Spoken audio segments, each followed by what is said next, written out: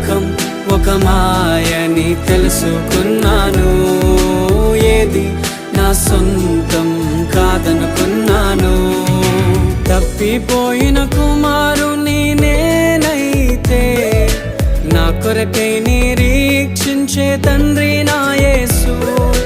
తప్పిపోయిన కుమారుని నేనైతే నా కొరకై నిరీక్షించే తండ్రి నా యేసు.